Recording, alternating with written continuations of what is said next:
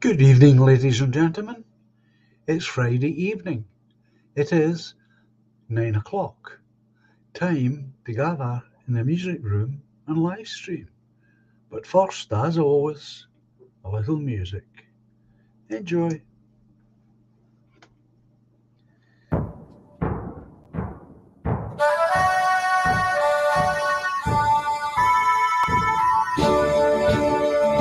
We are all the heirs to Scotland, as a nation proud we stand. We will march beneath her banners to protect our ancient land. In the glens and cities,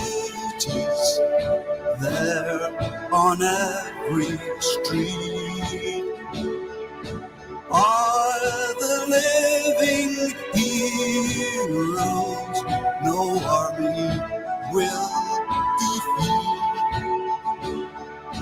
Let a flag mean freedom and not a battle drum. To the world we bid a welcome in 1,000 different ways. We will toast to long lost friendships as we build our better days. In the glens and cities, there on every street are the living heroes no army will defeat. Let our flag mean freedom and not a battle drum. We are all the heroes of Scotland. We're a nation hand in hand. We will march beneath her banners to protect our ancient land. In the glens and cities, there on every street are the living heroes no army will defeat. Let our flag mean freedom and not a battle drum.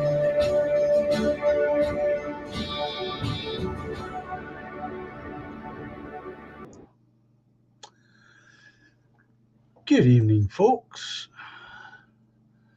That's a new name to me, R. Rushford. Don't remember seeing that over here before. Welcome to you, sir or madam. I hope you become a regular. Good evening, Carol, Budgie. Woodlander will be back shortly. He's probably dashed out to get himself to the toilet or to get himself a glass of beer or whatever. Oh, good evening, David William, son of Lan. Hope you're doing okay, John, and making sure to keep eating and strength up. Now, it can be hard at such times. Appetites takes a hit. Yeah, it does. My son says I'm not looking very well, and I don't feel all that great, to be honest. A bit of a traumatic day, sorting things out. Not good. But we will soldier on as best we can.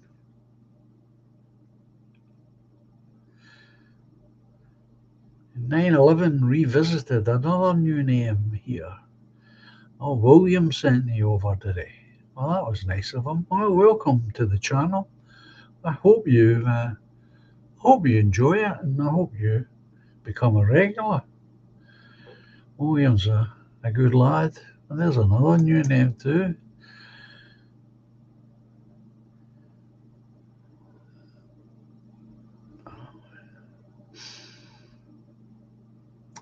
Well, I appreciate that.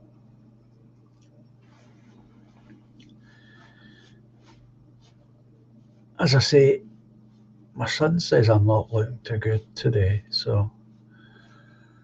and I don't feel that good. I don't feel that bad, but I don't feel that good either. Well, you're obviously right, Treble M. I'm in shock. Oh, there's William. I hope you got my email, William. I just sent it there a few minutes back.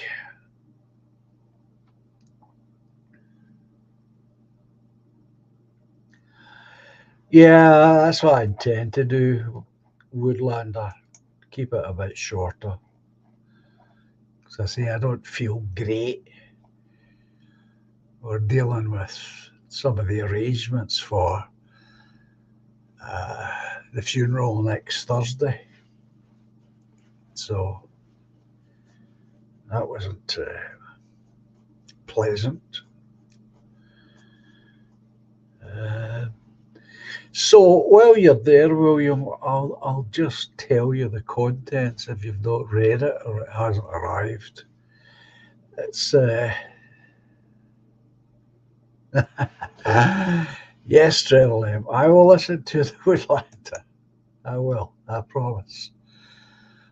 The film that has been chosen for the movie review night is The Eyes. It's a documentary, by the way, William. The Eyes of Orson Welles. So I hope you enjoy it. I haven't seen it myself. So it should be interesting. I might, of course, need to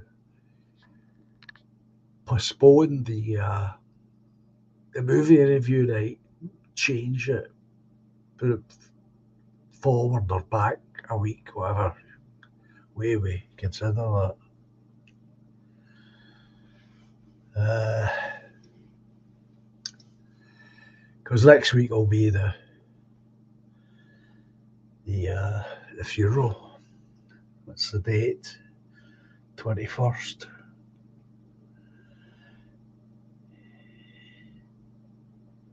Yeah, well, that's next week.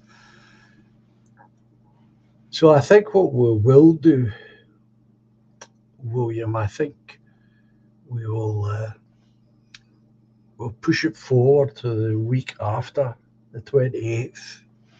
That would make it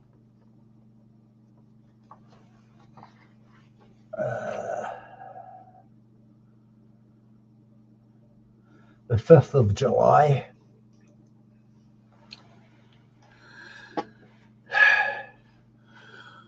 I'll send you an email anyway,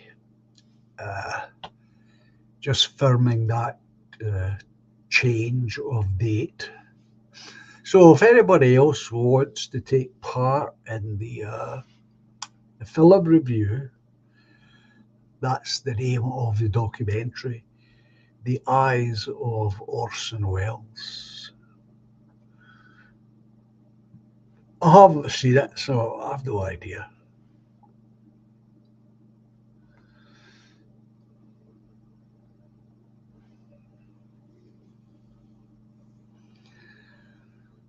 So there we go. I've got a video here to show you. You may or may not have seen. It's not that long.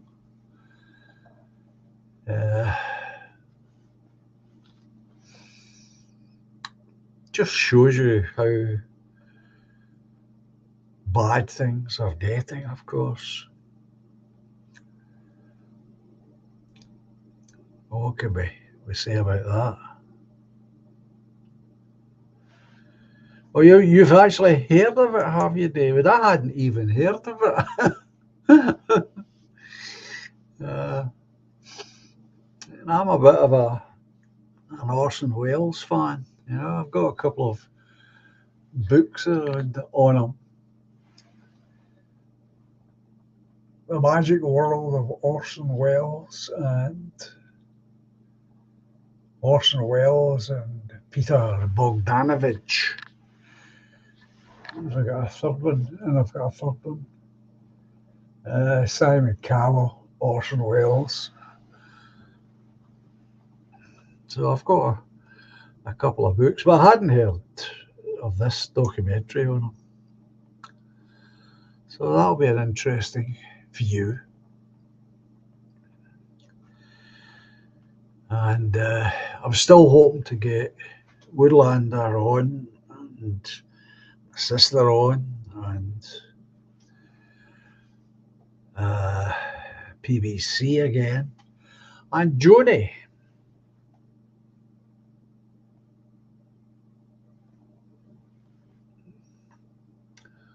Well, that's for sure. That is definitely for sure, David. His voice commanded an audience. Absolutely. I've got a copy that a friend of mine bought me years ago of the War of the Worlds broadcast, which is good fun.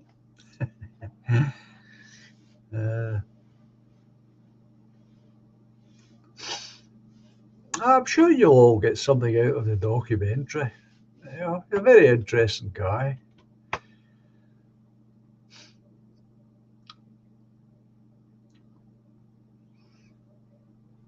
He kind of spoiled himself in his own way, you know. That's my view.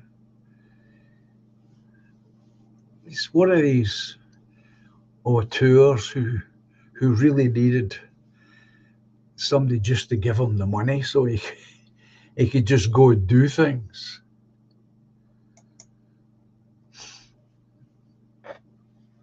Of course, that never really happened, except RKO when he made Citizen Kane, and his second film. I would say was would have been or could have been, should I say, could have been a better film than Citizen Kane. But unfortunately, while he was in South America, RKO butchered it and stuck another ending on it.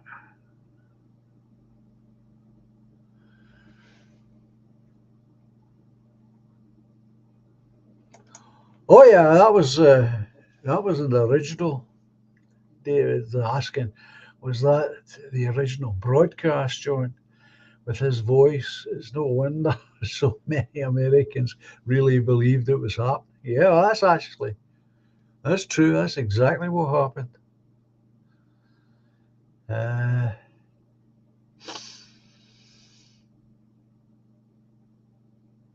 and it's strange because the whole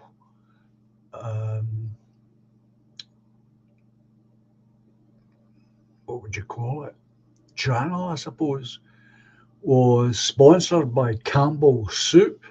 So, so you've got these adverts for Campbell Soup before he starts, you know. But then he goes right into it. There's no introduction or anything. He just starts it. Uh, and of course, this is radio. And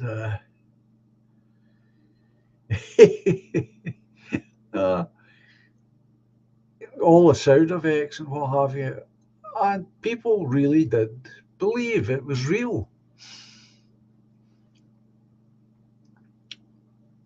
And according to the newspapers, thousands of people just fled into the hills, trying to get away from the Martians. I mean, I'm laughing, and it sounds ridiculous now, but I think it's difficult for us at this point in time to really appreciate that in those early days of radio, people actually believed everything that came through that medium to them, whether it was adverts or whether it was plays or what have you. They really, really uh, were sucked in. And of course, with his voice, Orson Welles, his voice and the way it was done, it's supposed to be in different locations. And when you listen to it, as I say, I've got it.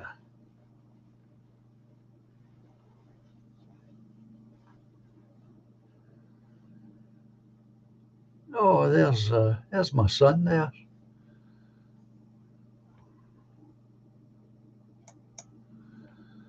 That's very thoughtful.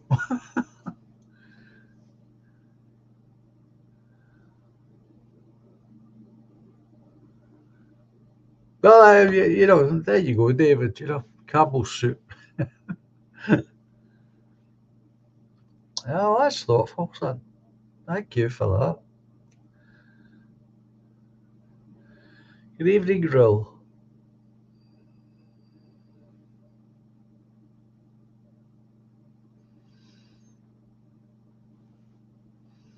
He knows I'm an Orson Welles fan, you see.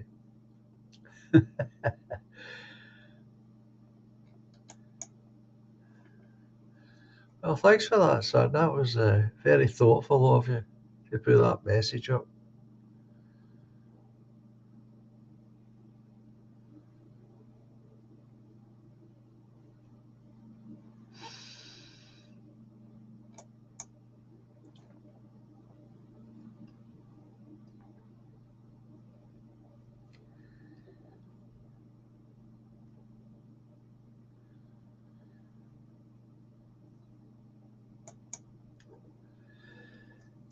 Yeah. What can you say?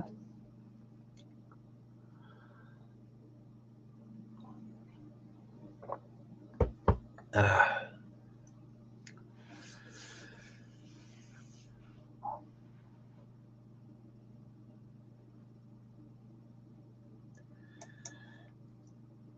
my primary pick wasn't available, so I thought this might be interesting, if nothing else. Yes, I was quite disappointed that his primary choice wasn't available.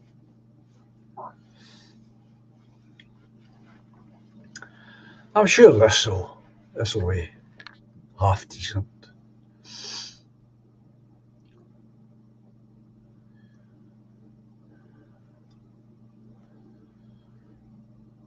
So I don't even know how long it is, so that'll be interesting. Yeah, thank you, Treble M, for the card that you sent. That was very thoughtful. You've all been very kind and thoughtful.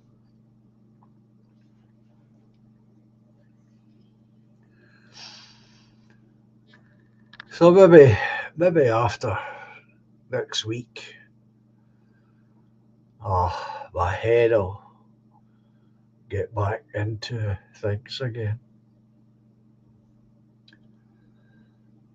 Uh, I hope so. So although Laura had been a series of illnesses, this was the last thing we were expecting.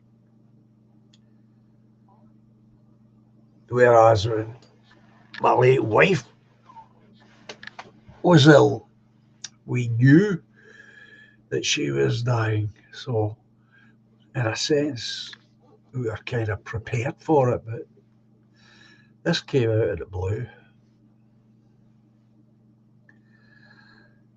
So, thanks for that, Samuel. That was very thoughtful. Very thoughtful.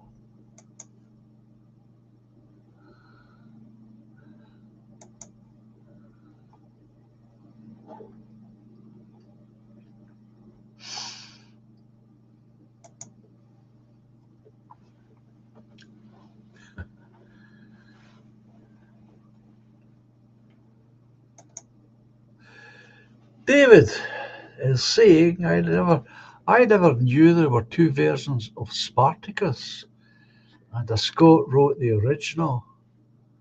Learned that via your titles. Yeah, it was a Scotsman that wrote the actual novel, of course.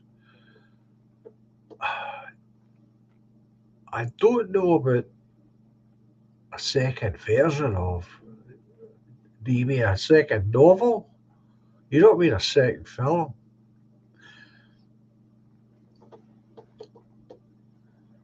But yeah, it was a Scot that wrote the book.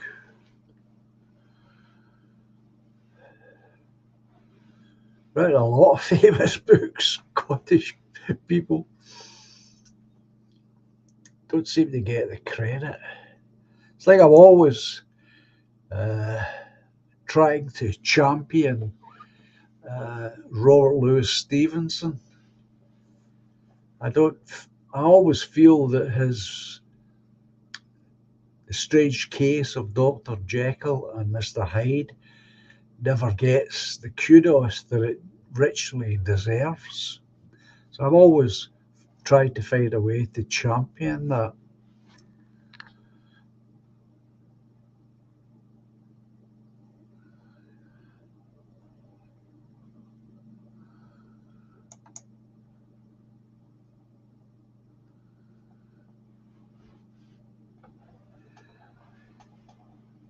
Good night, Woodlander. We'll definitely need to work on that date for you coming on and giving the benefit of your experience. I look forward to that. So take care, my friend. As I say, hopefully after next week, my mind will begin to settle down. Uh, he was originally, originally was focused on another character for what I've read since Another Slave. It's a book I've never read. Don't get me wrong. I don't know anything about the novel.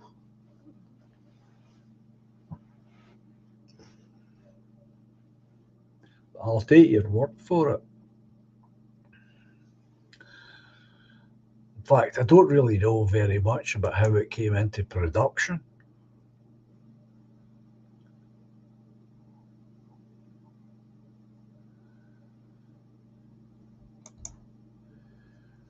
I shall leave you, good folk, alone now.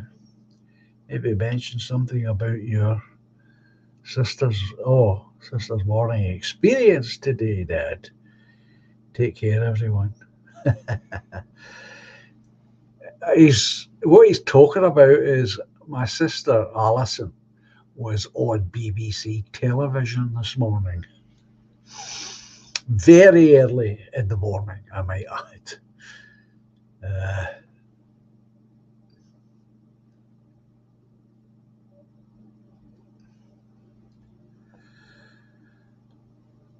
Promoting the work she does, which is what I want her to come on here and talk about. My intention is this. The idea is very simple. I want her to come on here and explain all the various things that she is involved in through charity which is called Inverclyde Trust. And the reason behind this is I feel that what goes on in Inverclyde should be going on throughout the country. Now, I don't mean just Scotland. I mean Scotland, England, Wales, and Ireland. And isn't.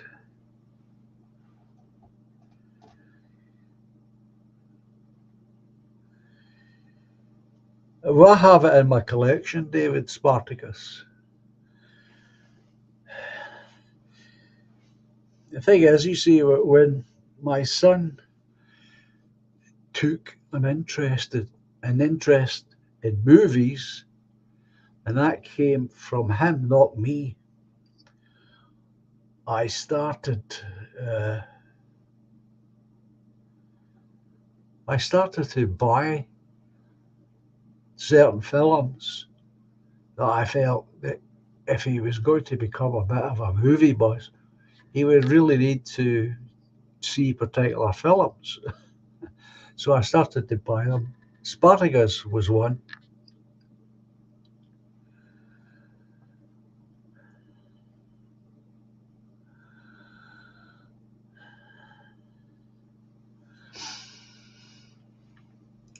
And of course, it's such a great film.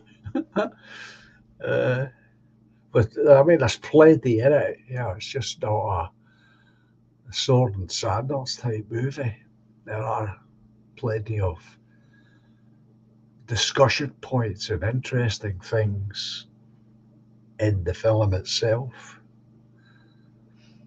So that was one of the ones that I put into our collection for barely for Magic Man's point to encourage his interest in movies, of course.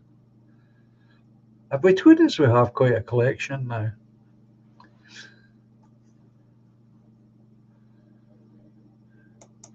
But when you're doing a film review like we've been doing it on this channel for quite a number of years now,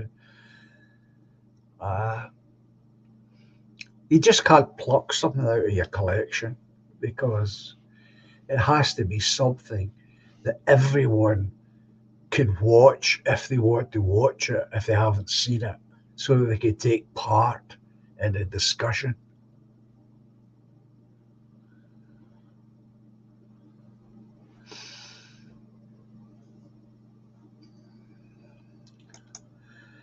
Makes a lot of sense. It was inspired by a Scot, says David.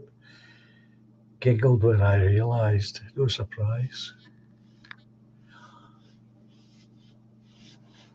As I say, I must confess, I have not read the novel. You can't read everything, can you? Not enough time to read everything. But well worth a view, of course, if you've never seen it.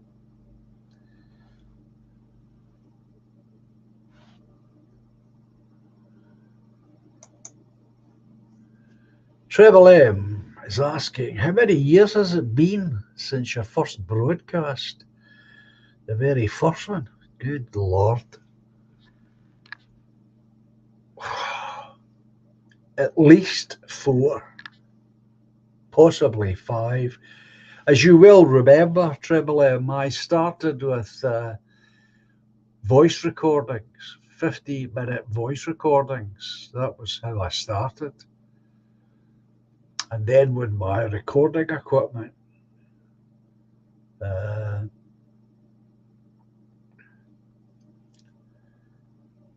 broke down, I either had to get new recording equipment to carry on or start live streaming.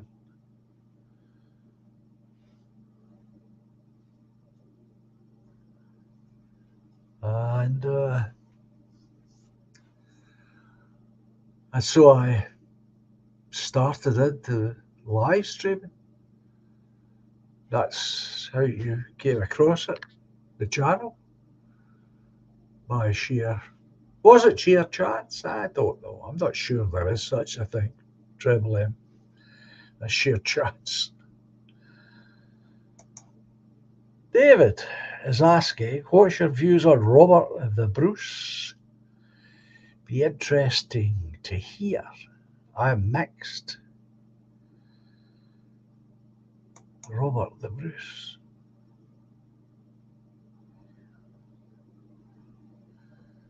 Well, that's nice. I remember when I first heard your take on life, I decided there and then to subscribe. Well, there you go now. It's a long time now, Triple M. We have been together a long time, although we have never met. Robert the Bruce.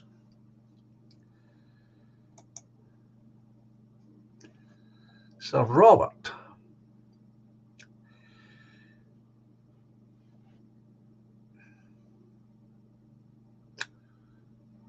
I think, all in all, I would say he was a good thing for Scotland at the time, and in his own way prepared the road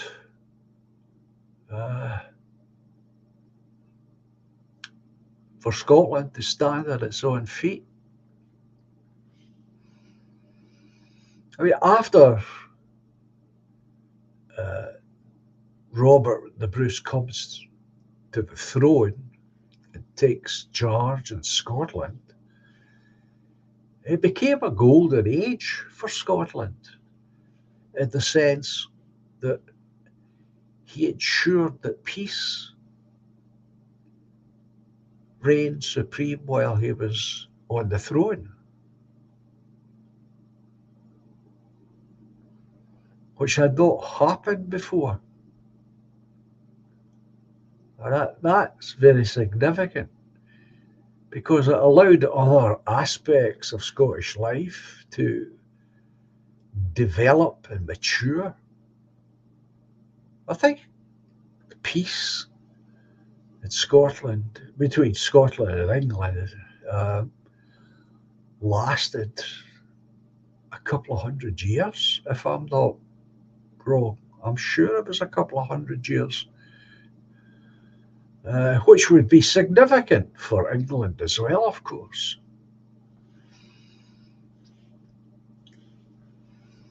So it's good in that sense, but it's difficult, though, to be honest. It's difficult to say whether the union of the crowns and the union of the parliaments was and is a good thing. I think that's a mixed bag, to be honest. David's saying, after watching the recent film, Robert the Bruce, my partner's view was he got so many Scots killed because he thought he was christened by God, so tried and tried again, and a lot of Scots suffered.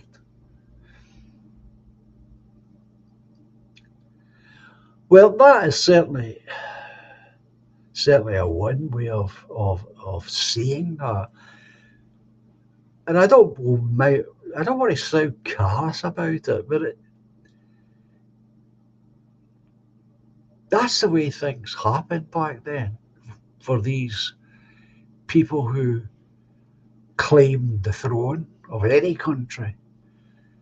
It was always acquired through blood, at least to begin with, until a dynasty was established. I was talking about after the dynasty had been established.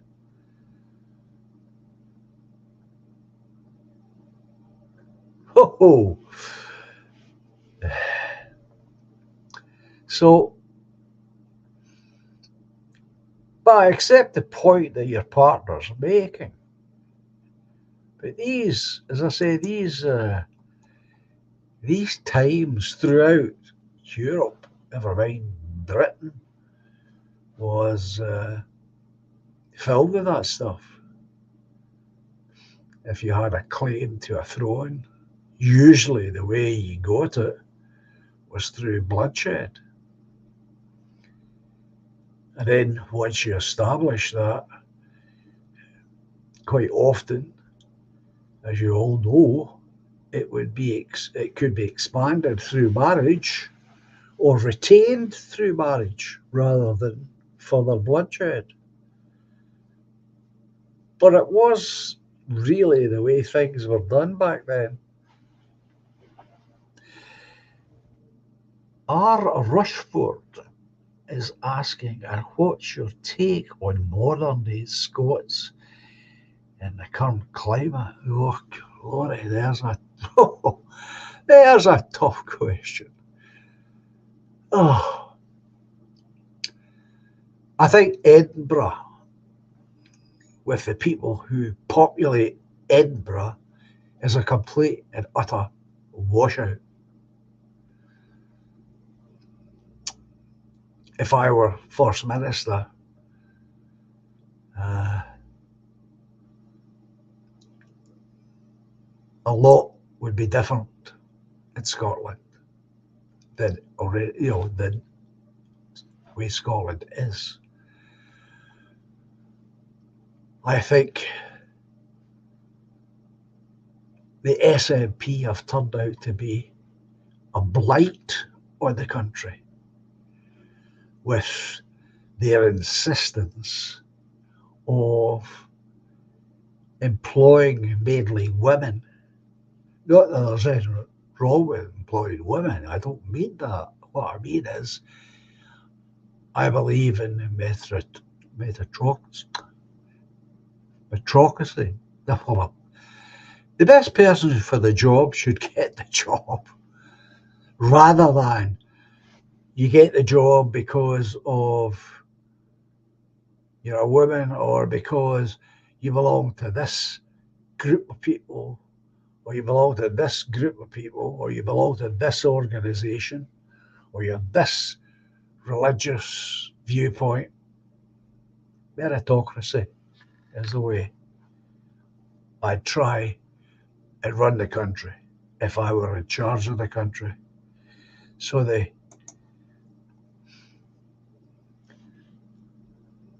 way it's been run since Sturgeon took over, it may have been underway even under Salmond, but they have gone too far, in my view, on bringing in women and showing themselves for the communists that they are.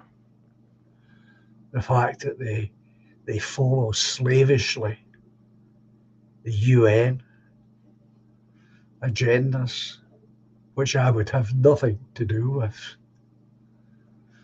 Obviously, I'm a nationalist. Most of my life, I was a Scottish nationalist, but I can't be that anymore. And the reason I can't be a Scottish nationalist anymore is because I have a much better understanding of what it takes for a country to stand on its own. And the powers that be who control and run the monetary system in the West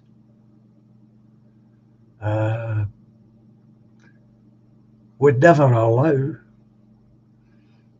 an actual, real, independent Scottish central bank. And you need that to have your own currency so that you can have your own separate country.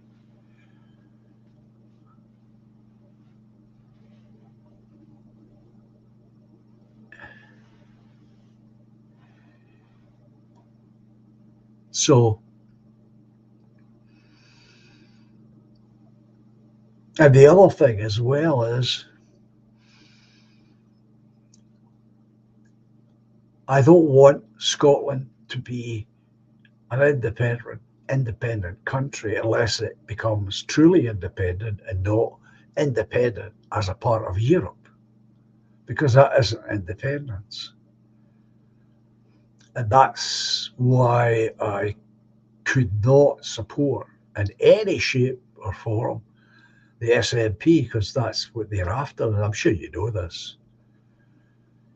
Get independence from England and then immediately join Europe. Well, that's not independence at all. And that would cause huge problems. Because if Scotland were in that position of being an independent country inside Europe, what would then happen is the uh, the flood of migration would come into Scotland first, which would then cause England its huge problems. And again, I look at it from this point of view. Well, what would I do if I was the Prime Minister of England and Wales? I'd build a bloody wall to keep them out. And any self-respecting English nationalist would do something similar. And therefore, as far as I'm concerned, for the foreseeable future, and when I say that, I mean at least a couple of 100 years anyway, Britain needs to remain together. Because if England falls, we all fall.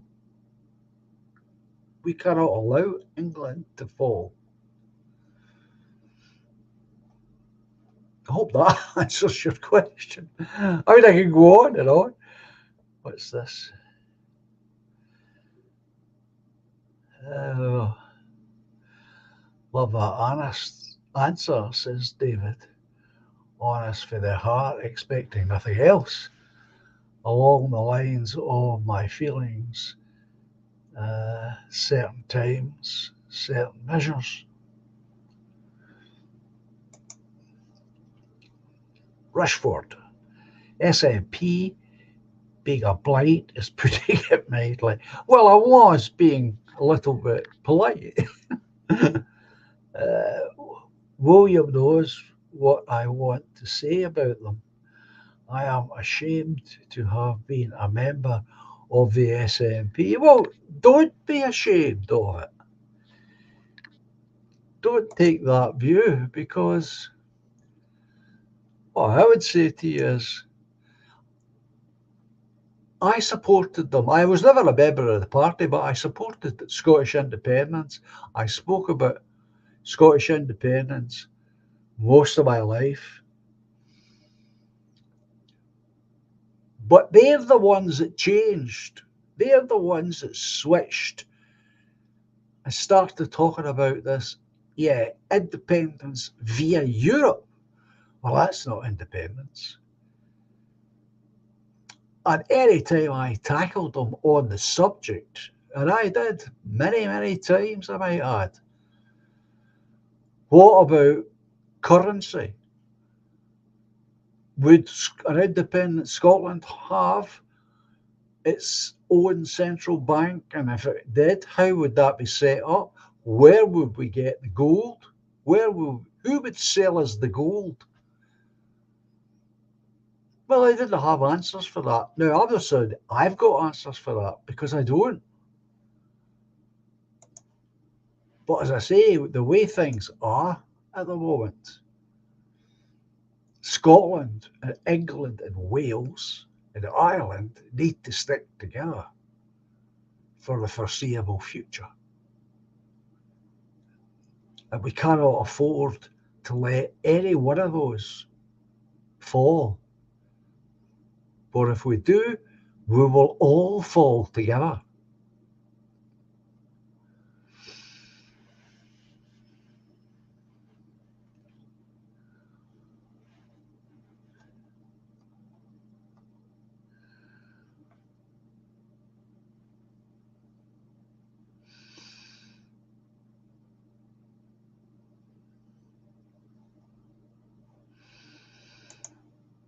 My dad's words too, says David. United we stand, divided we fall. Absolutely. Absolutely. Absolutely.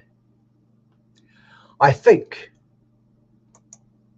the balance of power needs tweaking within the, the arrangements we've got. I don't like the arrangement of Edinburgh.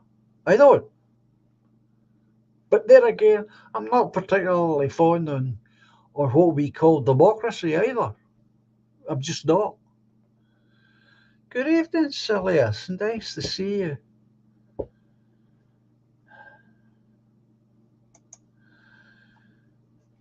We've had much to endure up here with this lot. That's what, there's an understatement. Internationalists, not unlike those in the House of Parliament, absolutely.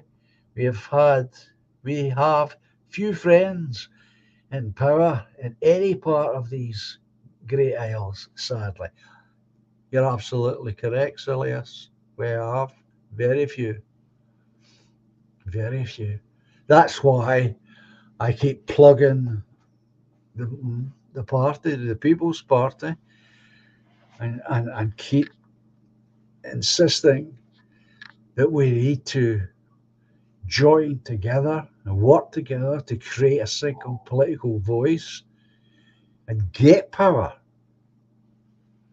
And I think it should be Scotland first, because first past the post is just, it's a mountain to climb. So it is.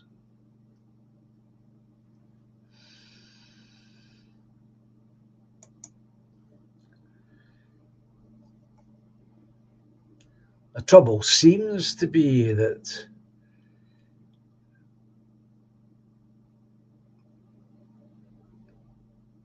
everybody seems to want to be a chief. I personally don't see it that way.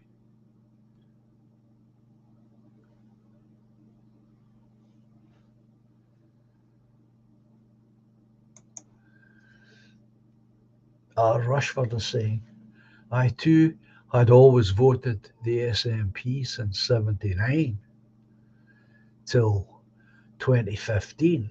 Since that Sturgeon took over, I was a member from 27 to 2017. That's 10 years, that's a long time. I was heavily involved in the independence referendum. Well, likewise, I was on the street too. It was an exciting time. I saw things in this town I had never seen before. It might not mean very much to some people, but I couldn't help but see it. And what did I see? I saw people in this town going through the town, going about their business, right?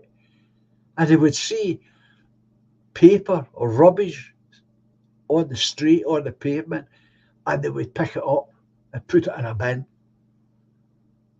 I'd never seen that before. It was happening all over the place. People started to say hello to one another on the streets.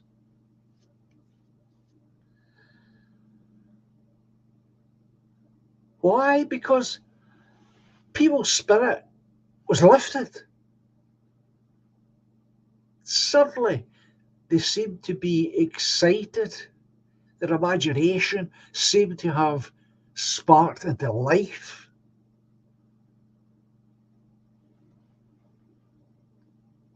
And then it all fizzled out.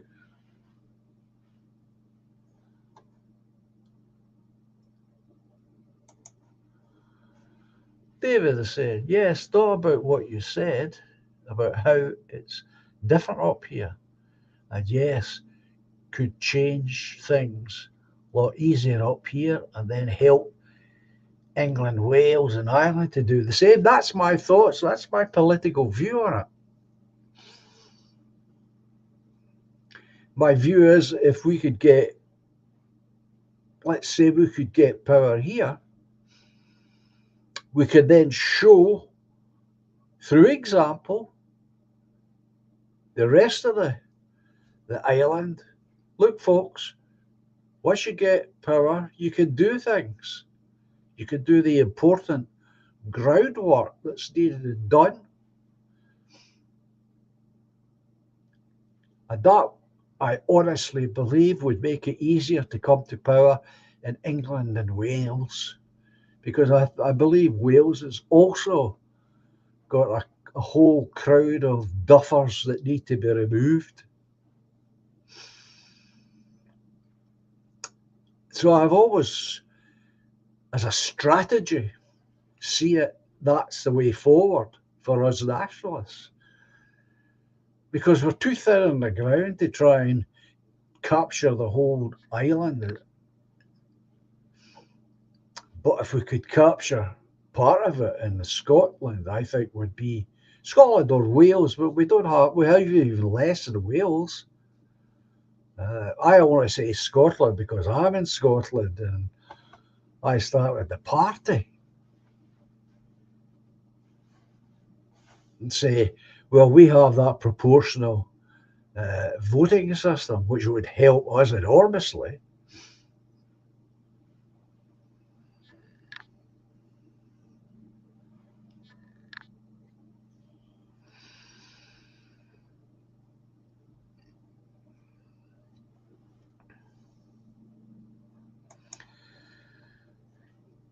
There, it could get massive votes in England and not get any representation. That's the problem, but be totally different.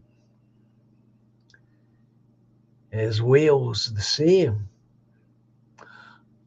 I believe Wales has got a similar system to us. I'm not sure. Don't quote me on it. Uh, Always hated politics, but have had to get involved in some way. There's limited ways that we could do anything. We could sit here in front of our computers and complain and moan, observe, and complain until each of us eventually pass away. We could do that, and it would change nothing because without power, nothing will change. Or we could use that energy, we could form, well, I form the party, we could get, if people would join it and then help to spread the word, it would be a start. And as I've said, and people have disagreed with me, but it's my earnest view that someone like George Galloway is a huge advantage to us because he can show that the system can be defeated. Yeah, he's not our guy, and nor is his politics our politics. I understand all of that, but he can demonstrate to the wider public that these so-called main political parties can be defeated.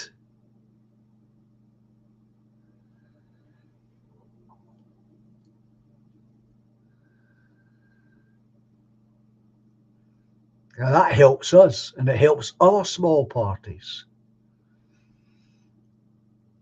So in such times as, I mean, people have said to me, not on here, of course. Well, actually, they have said it on here. Why don't I stand? Well, it costs £5,000 to stand for a general election. Now, I don't have £5,000 that I can afford to lose. And I'm not going to ask anyone to donate money to me to raise that £5,000. I'm just not willing to do that.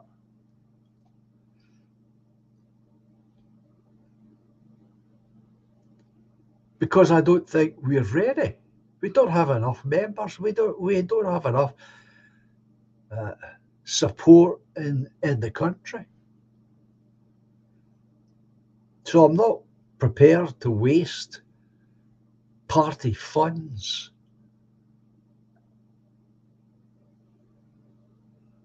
in national elections, which I know we cannot win.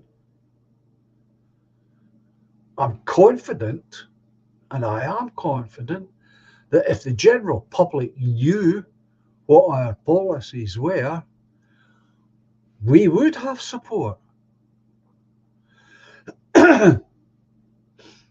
Because our policies are neither, in my opinion, neither right wing nor left wing, but common sense.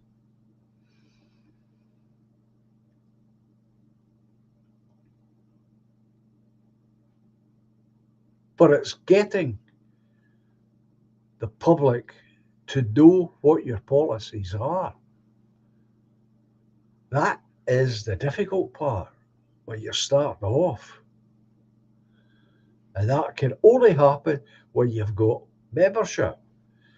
And we need membership that is willing to stand outside, you know,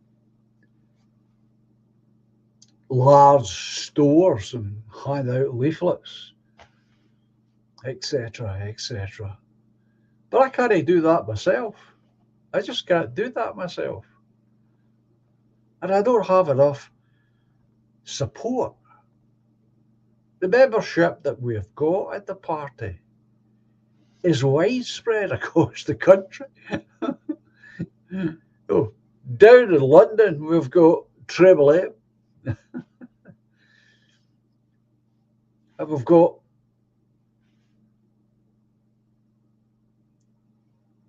Northern Ireland membership there, and everywhere in between.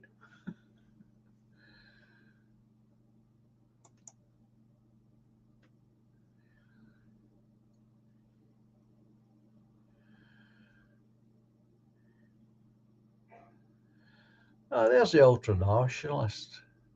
Nice to see you back again. Maybe it's just me, he says. And he said this before, but I think the political solution is a myth. Now, he is one of quite a lot of people who say this. We can't vote our way out of tyranny. We are living a lie. Well, as I've said before, I'll say again,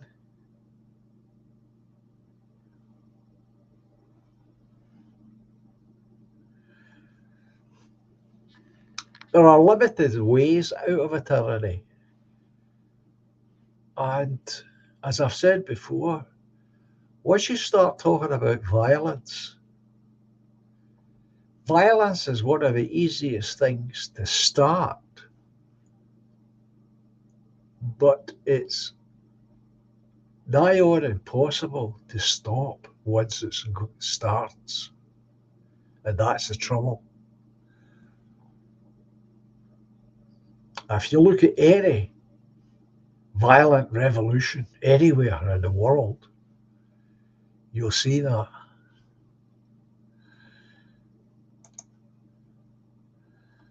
David has said, like you keep saying, John, need to get involved in your community. Like I've been doing. Yeah, that's the way forward until you get the numbers.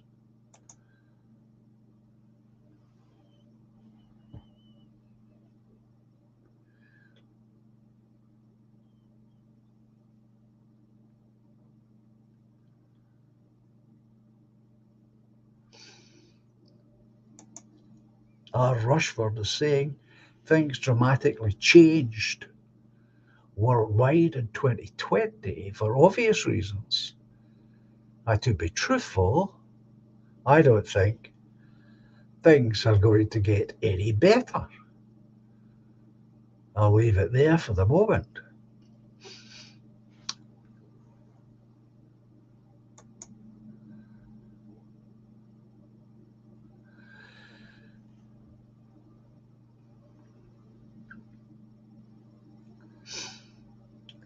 As I say, we've all got different views on this.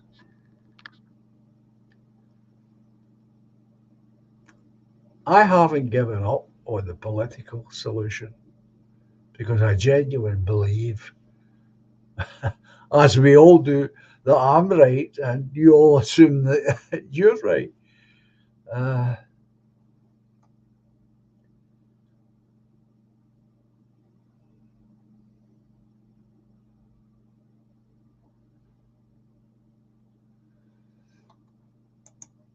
well, that's interesting to know. I did leaflet most of my ward of Rutherglen South on my own. That can be very disheartening. I was the same. One of the things that have, well, there's many things, of course, but one of the things that have made it really difficult is the fact that tenement buildings now have a lockable door at the front, so you can't just walk in anymore and drop leaflets through letterboxes. Well, that's good to hear, Ril. I hope that continues. Your tummy is beginning to heal up well. That's good.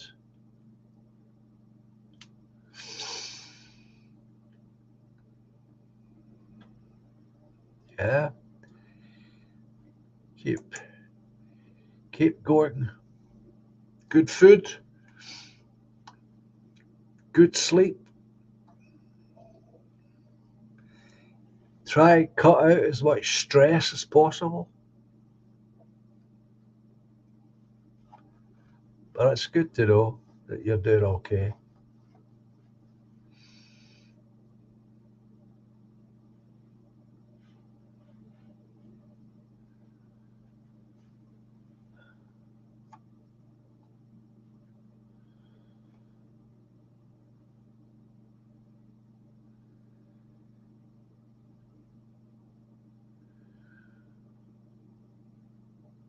Well, that's for sure.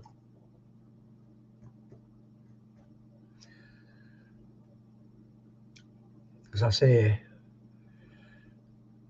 some people here probably have not heard me say it, but my view is working in the community so that the community get to know you on a personal level, and through that connection get to know what you stand for and trust you before you even get into power, just at the local level. And once you get into power, of course, so long as you keep your word, and there's no reason to think that any of us would not keep their word. And I've got solutions for these things that have never been tried. And I would put them into action. You're welcome, Real. You're welcome, my friend.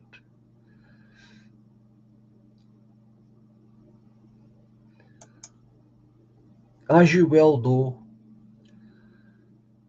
positive attitude doesn't go wrong either.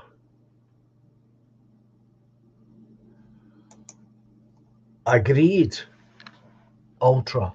We need to unite like the left, no matter our differences. We are all common sense people on our side. Absolutely, lefties unite, so called right divided. Yeah, and when you look at it, and I'm sure you know this as well as I do, the differences are small. They shouldn't keep us divided, but they seem to.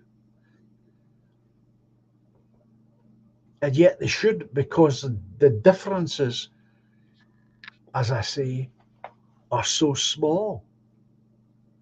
We should be united. I would say if this is the way I look at it, we've got the People's Party, we've got John in the south east of England with his party, whose name has slipped my mind. The Housing Party, I think it is that he calls it. You've got Kerry Smith Party. That's three. And PA, that's four. There should be one. Or you could say we've got four regional groups that collectively represent one.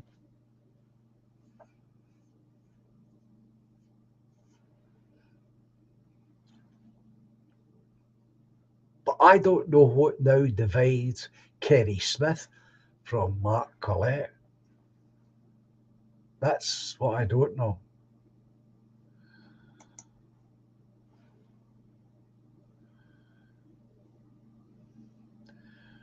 War is in our blood and spades, says David.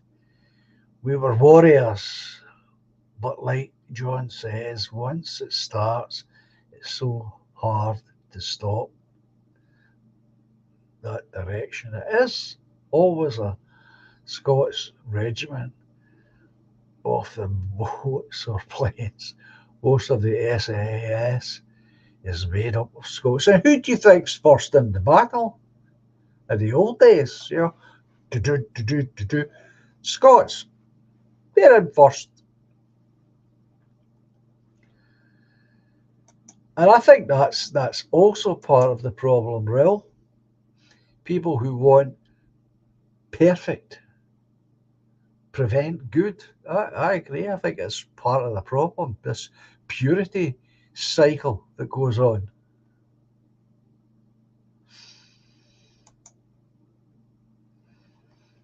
I'd quite happily step down as a leader of a party if it would help us advance, if it helped to form a bigger group.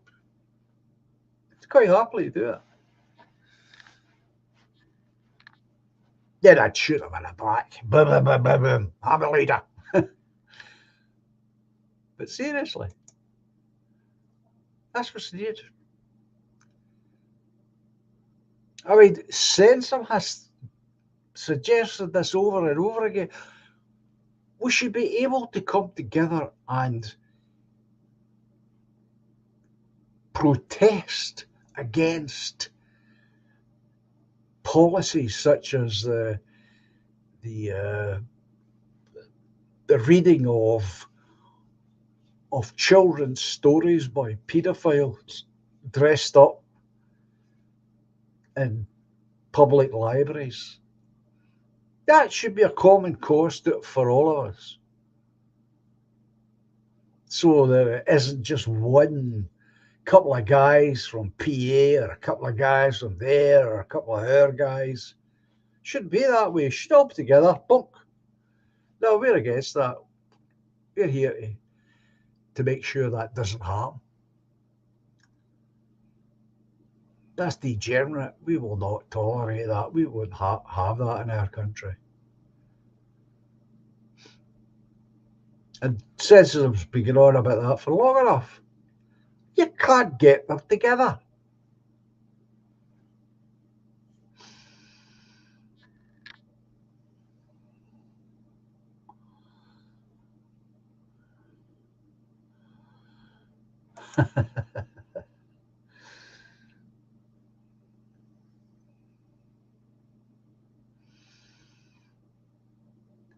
What I met, John, says David, always a Scots regiment, first in Dragoon Guards, etc.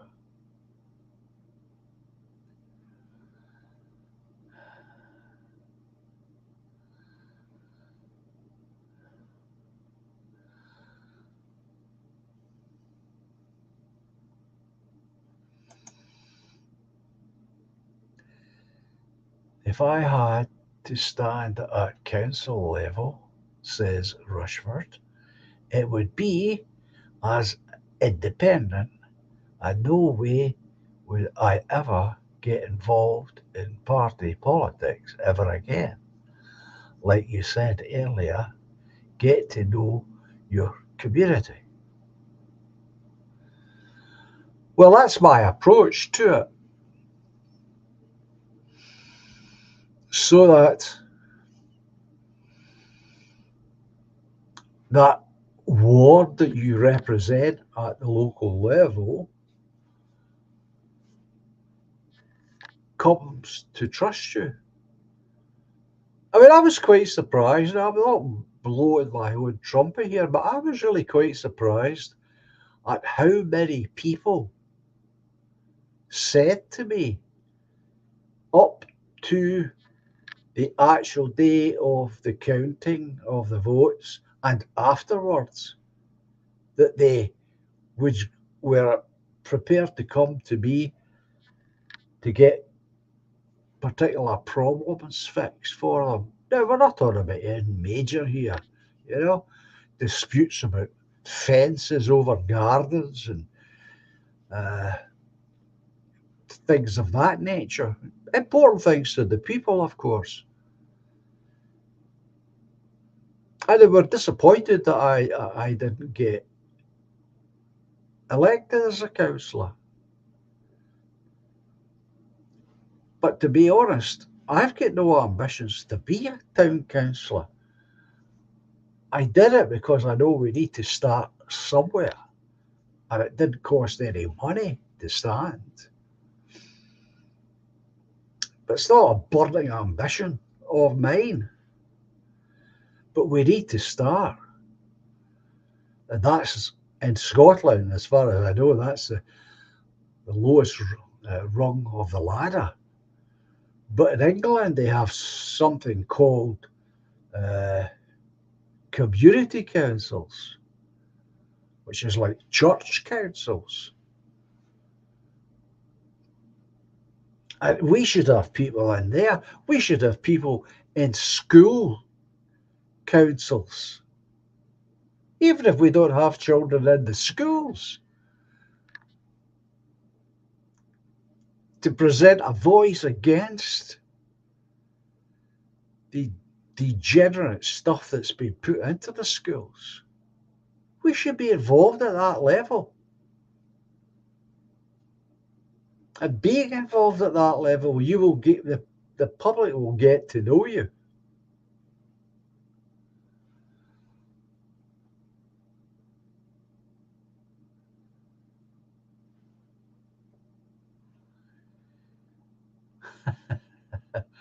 Well, it's good of you to say that. You said 5,000 to stand in the general election. Yeah, I looked it up. I remember it changed when I was a very young man in my 20s, early 20s. They changed it. They put it up in price. They gave a flimsy excuse for this increase.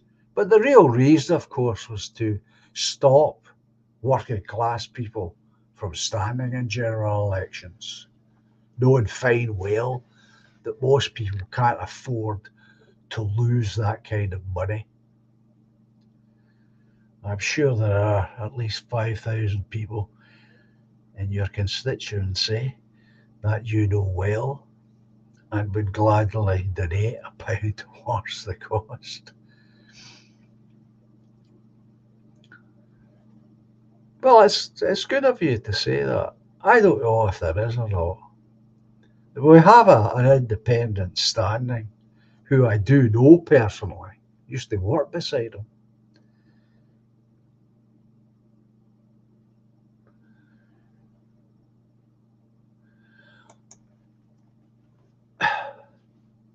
Well, thank you again for that compliment. I've never had any ambitions to be a councillor, never. Not one. I want to be First Minister, I'll admit to that ambition, of course. I believe if I were First Minister, with enough people in Edinburgh, we could really do something.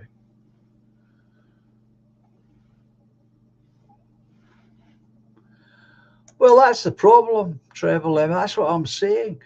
We need our people to get involved at that level of these school boards. They're only there because nobody else bothers. That's why they're there. That's how they get in. That's why these extreme left wingers, these nut jobs, that's how they get control, because nobody else bothers. I'm going to concede that point myself. Most of my life, I have been too concerned with my own life and my own ambitions outside politics. So I'm partly to blame for not taking a greater interest. And I've got less excuse than some others because I've always been interested in politics and always tried to follow it at some level. But not nearly enough involvement. But I have said many times,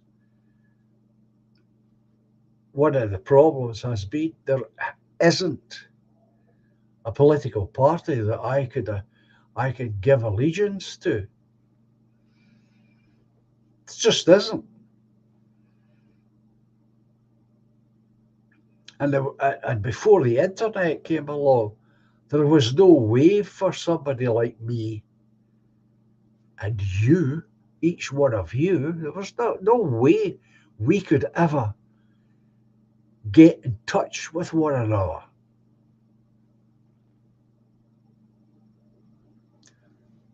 I've told you before, when I was invited for the first time on somebody's stream, that was one of the first things I said.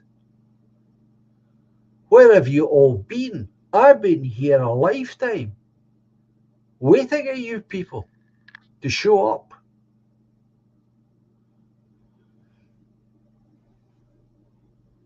It's just a way of putting it.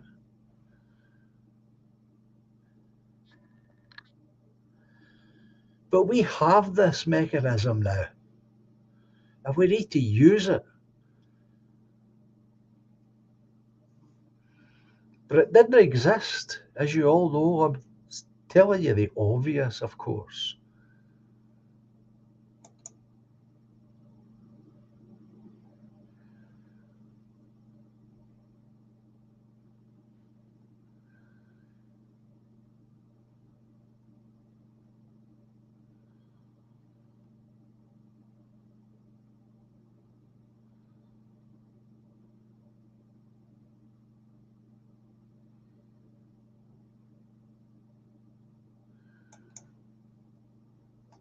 Well, that's good. I'm glad to hear it, David.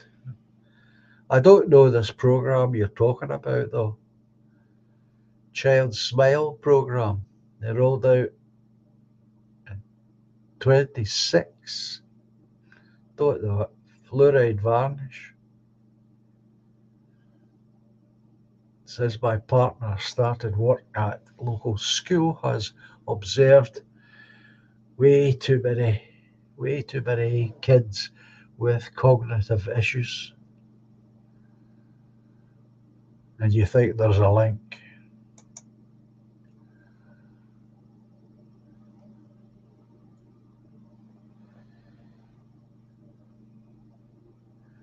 Well, there you go. Rel knows about it.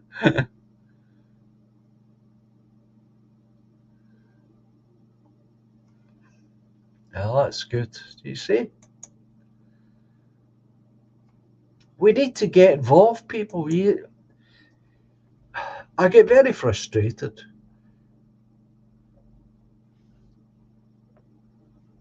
Being able to use the internet is a brilliant, brilliant help to us. It is. But it'll never do anything that we need it to do. We need positive action in the real world, no matter how small the action is. That's what will bring us success and advancement.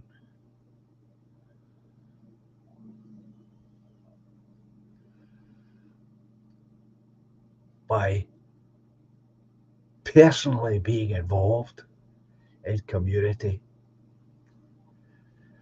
actions, whatever they may be. They don't have to be political, as I've said often. They don't.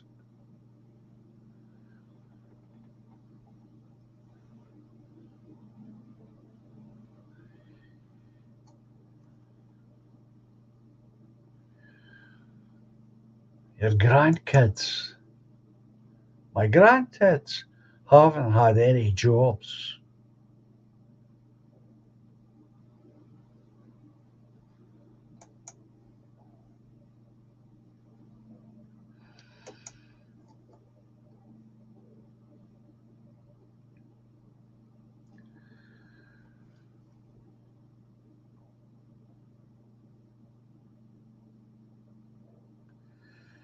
Talking of cognitive issues,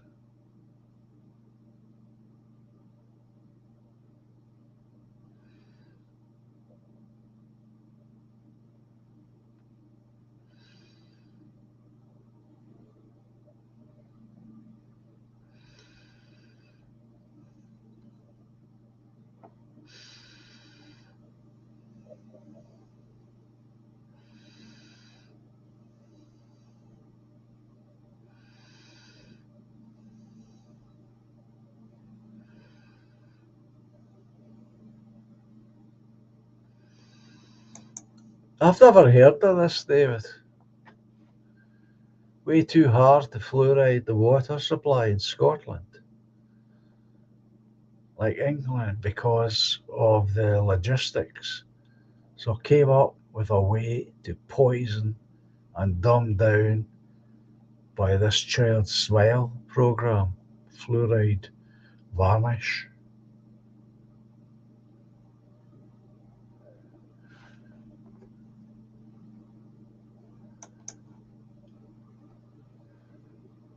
And it's having a much worse effect.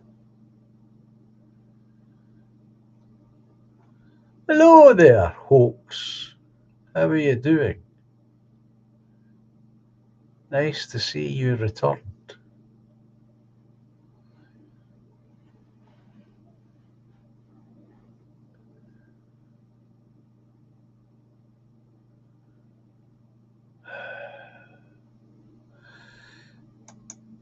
2006, 18 years it's been going.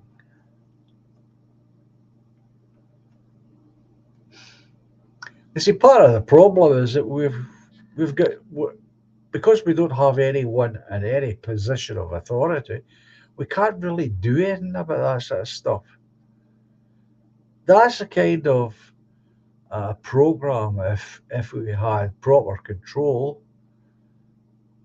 that we could take those who are responsible for this program and put them in prison for a long time for crimes against humanity. That's what should happen. In my view, that's what should happen. That's what I would do if I had the ability to do it. It's part of the problem in this country. We're not harsh enough. And politicians are never responsible for anything they do. And they should be accountable and responsible.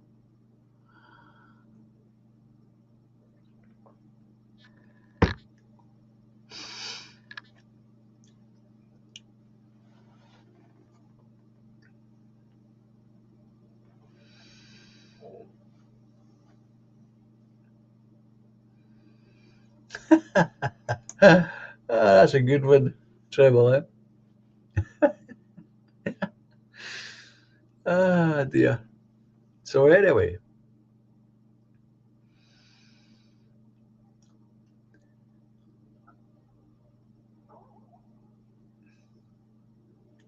it's very frustrating when you have no way of making changes to your community, your society, your nation.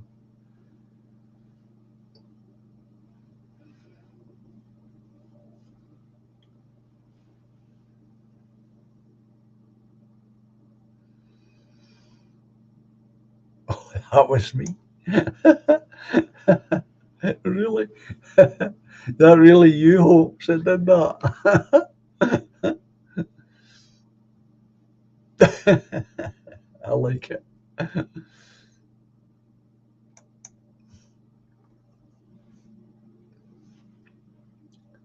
Superb.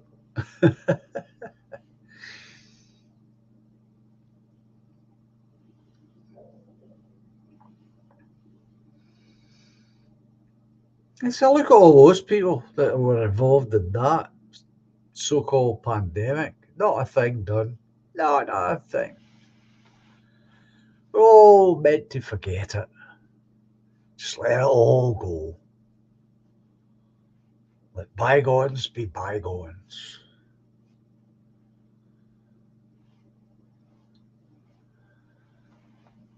Afraid not. It was the beginning of the end for Laura and the beginning of the end for millions of other folk. So it will never be forgotten by me, nor will it ever be forgiven by me.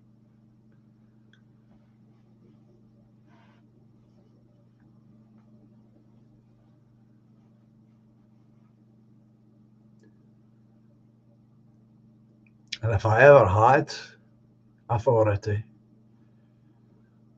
I would do something about it. That you can be assured of.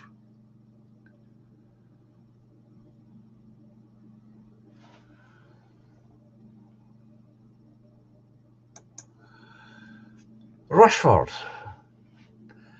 says another problem with people, no one wants to meet up in person and talk, make certain plans, etc.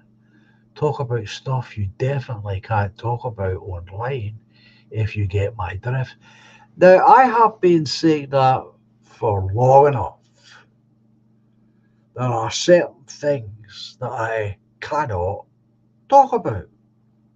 There are certain policies that cannot be written down, and nor are they written down, and never can be written down until you're in a position of power. You just can't do it. That would be political suicide. So I agree entirely with what you're saying. And that's part of the problem about being so spread out across the country. It's difficult to bring us together.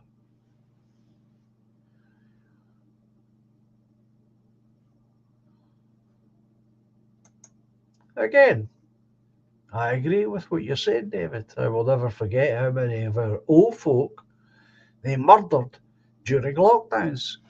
My mother was the same. She was in one of these care homes. A good care home, I'll say that. It was a good one. But we weren't there when she passed away.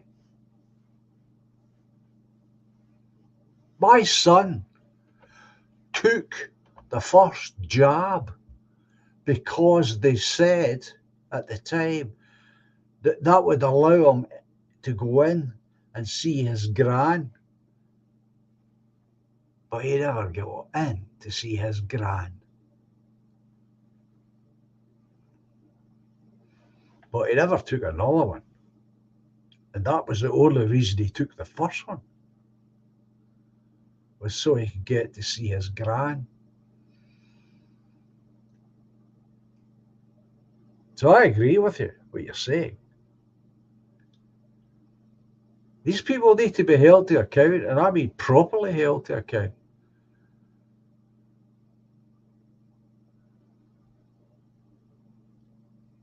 Courtrooms, formal charges, prison sentences.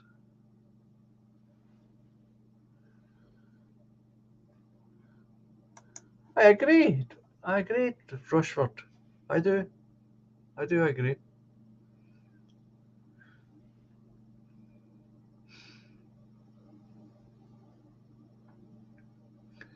I don't even like the idea that you all have to use these names to hide your true identity. It's so our opponents, so called, are so, well, on the one hand it's very petty, on the other hand it's very evil. Try to get you to lose your job or whatever. That's how pathetic it all is. It shouldn't be that way. You should be able to use your real name, as it used to be. That was the other thing I discovered when I was out canvassing. I couldn't get any shop to take a poster.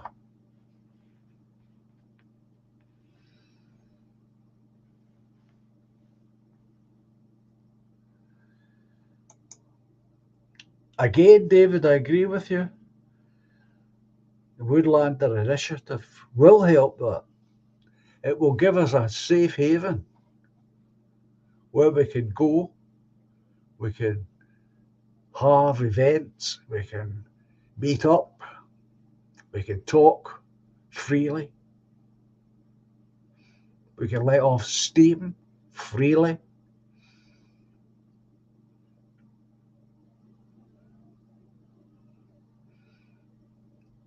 And as I said to Woodlander, when I first came on YouTube, I was like most people, I suspect. I just floated from channel to channel, listening and learning, making up my mind about who I wanted to listen to, etc., etc. And even back then, there was people talking about buying land, buying property, forming little communities. But nobody ever did it, except now Woodlander made the start.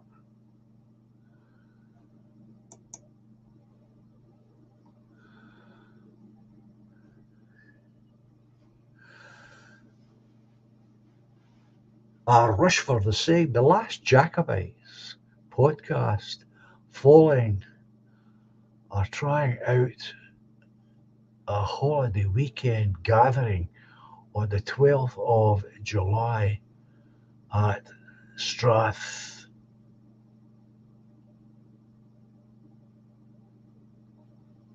campsite to get to know each other.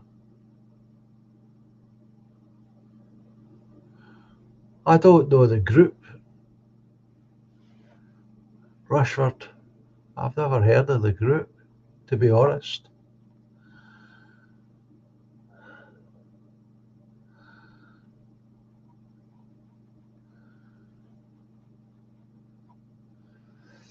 Yeah, for a get together, it really needs to be a weekend because a lot of people have got quite a distance to travel, no matter where it's located. This first piece of land that they've bought is uh, is in Wales.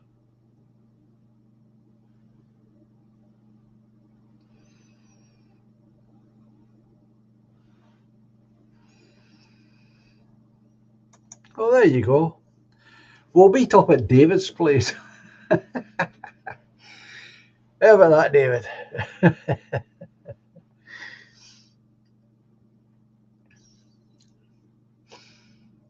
But you're right. We do have to get the finger out and start meeting up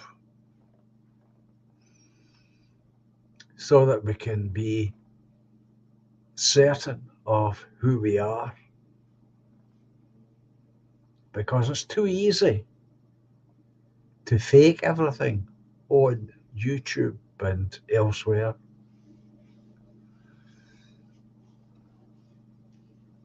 Again, that's part of the problem. And it should be that way, but it is.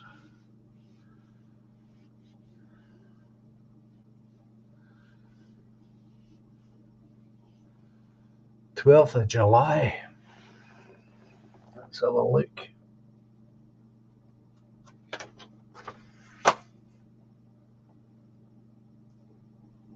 It's a Friday, 12th of July, over the weekend.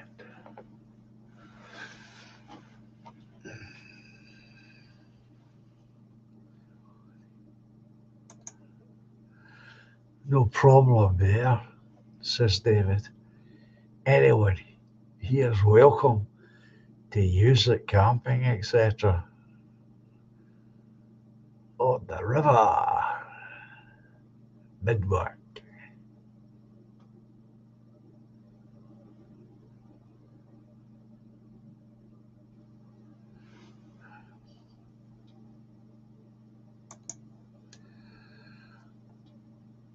These names, personally, these names don't mean anything to me, folks. Uh, and I'm really, I'm too old for sleep under canvas, to be honest. I don't have perfect health, as you know. Well, maybe you don't know. I don't have perfect health. If there was a place nearby for bed and breakfast, that would be something that I could consider. But again, I don't have transport. I mean, I don't know how easy these places are to get to. Scotland, it's usually pretty difficult.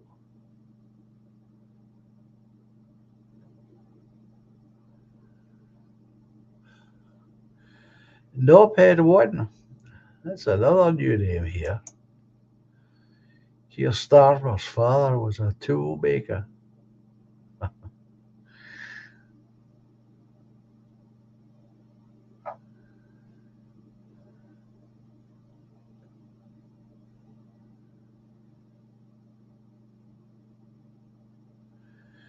Yeah, well, that's what I was saying, um, David. The fact that likes of Treble Evans in London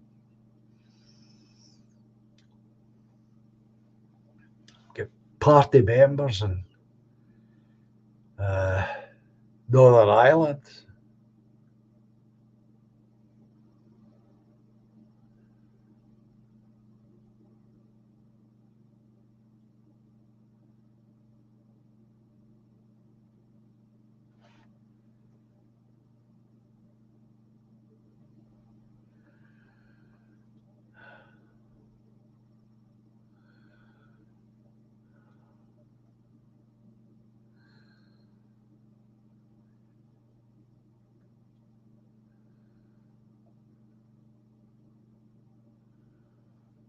Oh, there are. Well, that begins to make it possible then.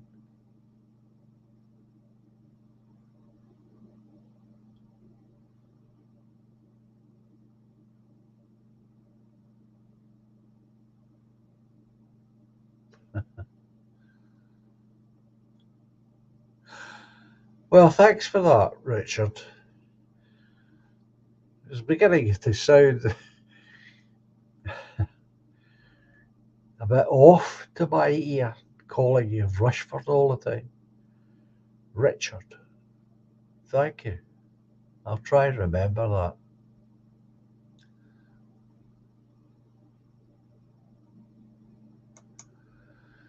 Ultra nationalist, what's your opinion on this reform Farage nonsense?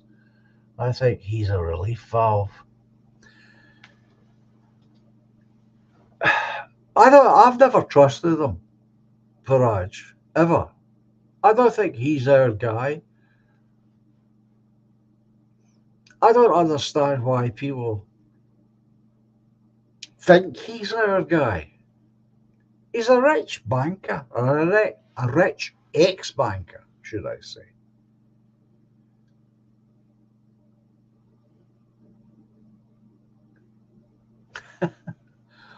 I'll hold my nose and vote reform.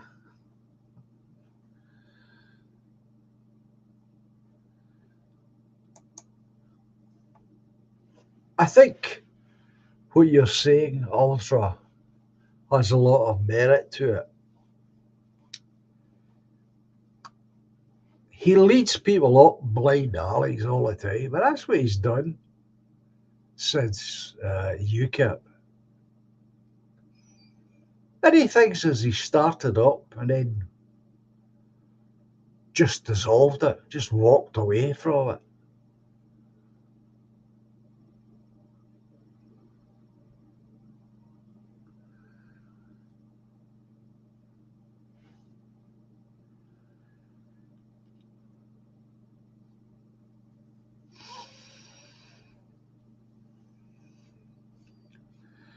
I think we should do that, folks.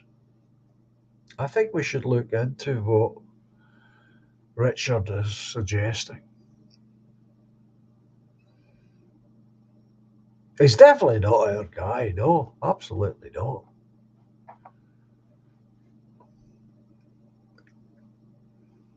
But just look, he walks in and out of television studios. He's never out of newspapers. People on our side of the fence don't get that treatment. I think he just, like you say, it's one way of putting it, a valve, a safety valve. Crackle, that's a better way of putting it, Trevor. He's definitely not our guy, and I wouldn't waste my time on it at all, to be honest. I just don't think he's our guy at all. He knows what to say and says it, but I don't think even if he and his people go in, which I doubt, he might get in. Then what? He's just going to be shouting his mouth off in Parliament, just like I think he's a waster, to use an old phrase. He's just a waste of time. It just reminds me of other people on the landscape who are nothing but a waste of time.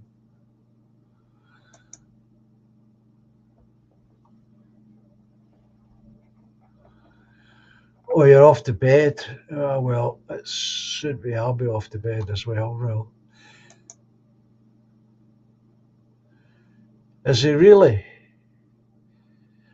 Well, take care over the weekend, Drill. Take it easy and look after yourself, and hopefully we'll see you next week again. Mark Collett is voting reform. Well, that's up to Mark Collett. I will not be voting reform. There's an independent here, like I said a wee bit earlier, a man I personally know. He's a bit of a. I was going to take. I was going to actually take your name in vain there, but I'm not going to call him that.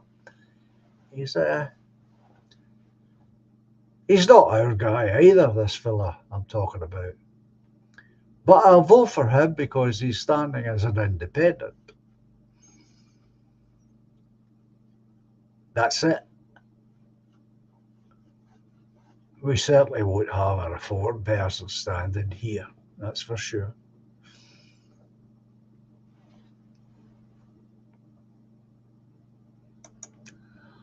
Again, I would go along with that. Controlled opposition. Yeah.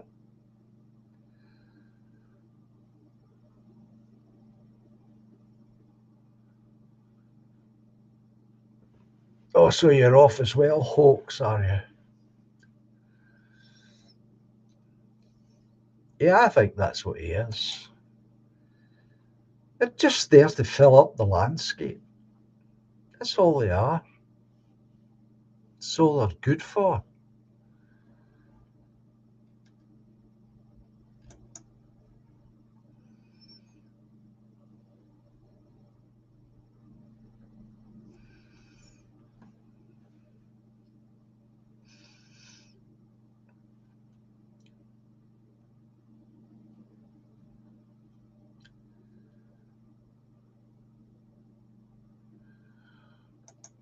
That's a worry.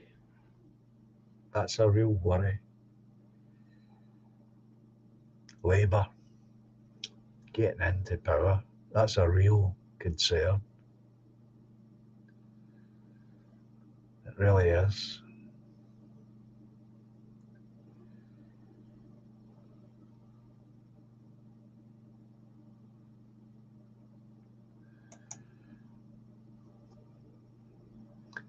Yeah, well, they went to hell in a handbasket, didn't they?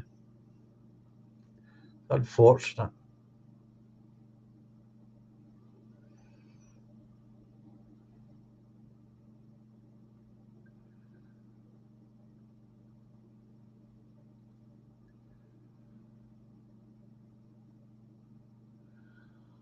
I'm not sure, Ultra, what you actually mean when you say that we need to doorstep the poison to our country. I'm not quite sure what you mean by that. It might be something you cannot say, but I certainly don't understand the point you make when you say that.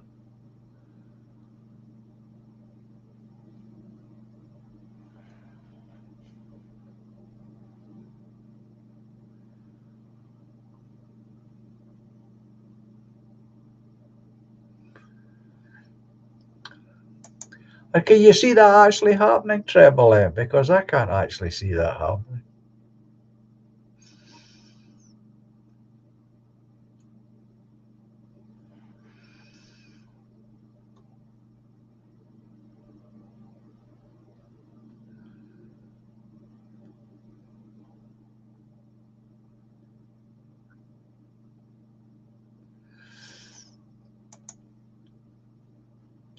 Well, I've never actually heard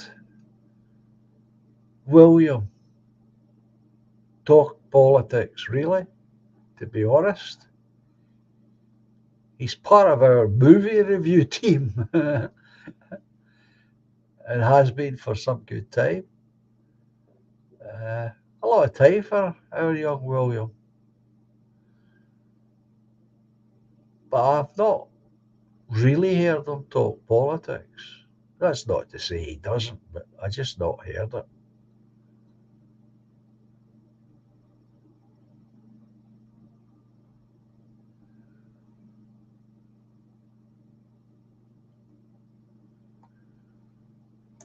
Well, you're probably right there, Richard. It's a terrible thought.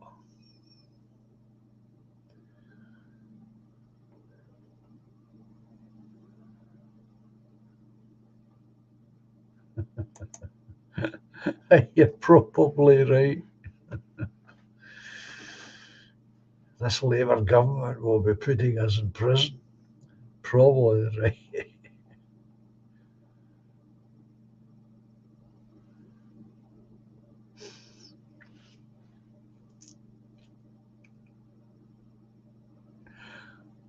I only say what I say because I genuinely don't know what you mean by that term.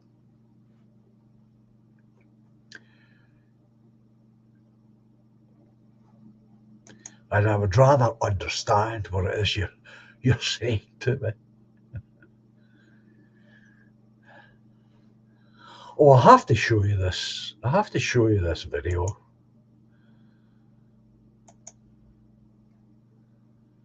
You may have seen it, of course, but I have to show you it.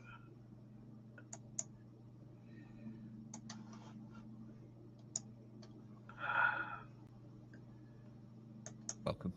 It's getting worse. It's getting worse by the day.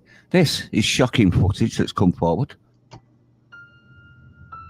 And I do believe that we have rotten politics, and I'm not using that as an exaggeration.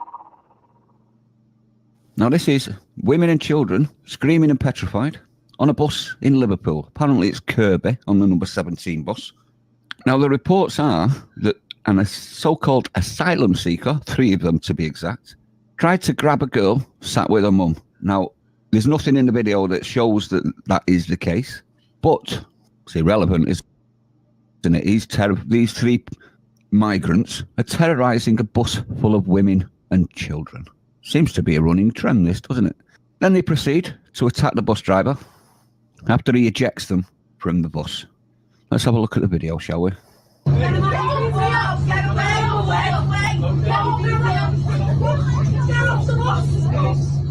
is just ridiculous. This is absolutely ridiculous. Just go. It's women and children. Fuck off. I love the colourful language of the Liverpudlians as being half Scouse. I should hope so, but I do. Brutal, isn't it? Brutally honest. Let's continue. Go away. Go away. Go away. Look at him. Oh, he thinks he's an arsehole. Oh,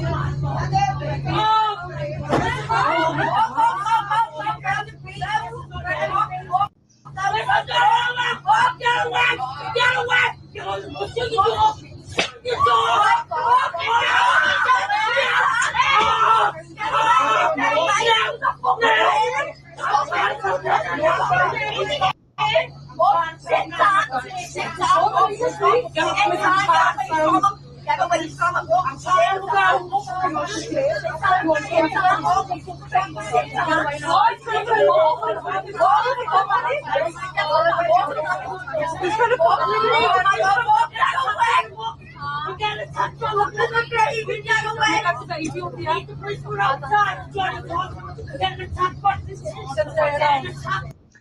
What makes it worse, folks, is there's men sitting on that bus with their head down doing nothing while the poor driver is tackling 3 of them. Disgraceful. I haven't listened to David Duke in a long time, to be honest, but I used to listen to him.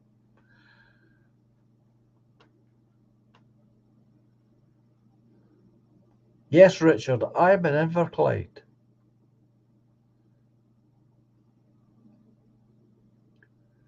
Well, the likes of Treble M is in London. William's up north. Who's else? Well, you know where David, he's told you where he is. I don't know where Budgie is.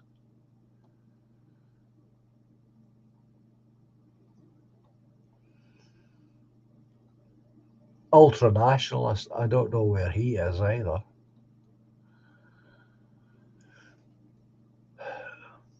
Most of the people here, I don't know where they are, to be honest.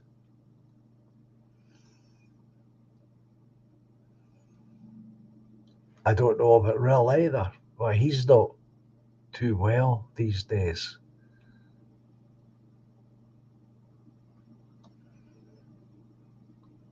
And the only reason I know where some of them are is because they are party members and I have their postal addresses.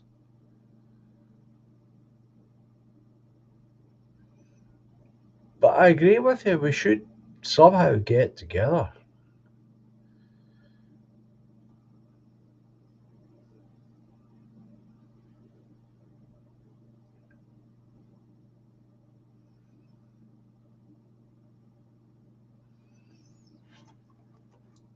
I think it's safe to say, is it not, that David Duke is an out-and-out National Socialist.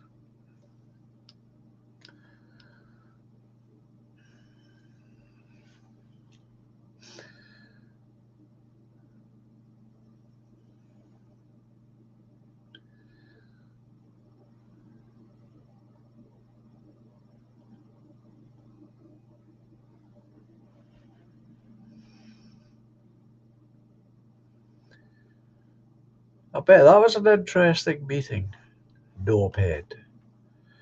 So, you see why I put the video up? Oh, Budgies in Glasgow, for my sense. So it goes on like that, but the point is there's men on the bus and they don't do it, which I think is pretty pathetic.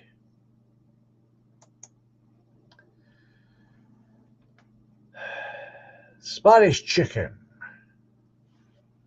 Good evening.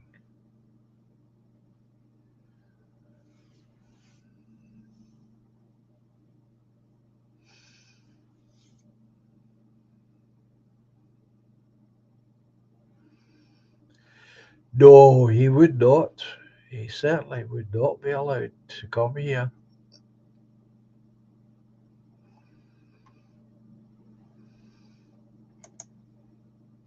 I met William once a while ago when I was delivering goods in Elgin, says Richard.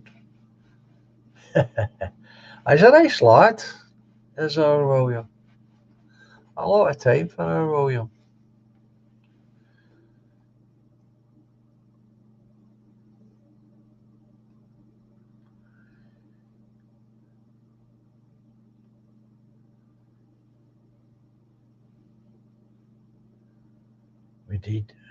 We don't need no street keeping badges.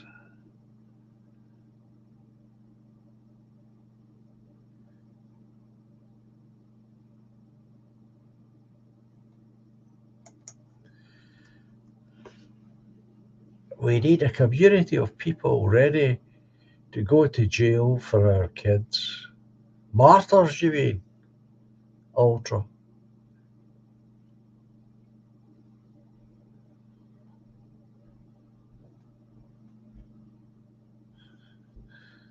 Slug hunting. Oh dear, your allotment.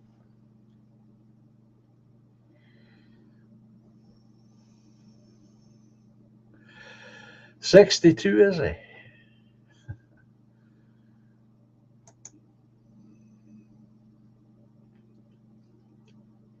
Nice to see you here, Julia, whether you're late or not.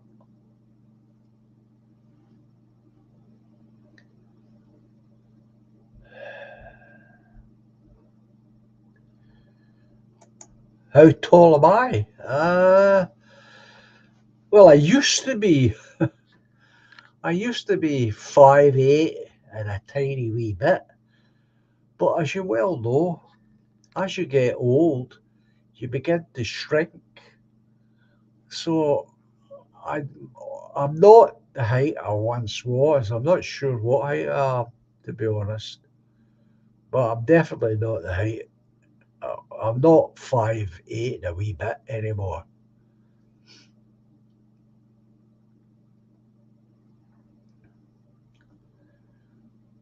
But I'm not much shorter than that.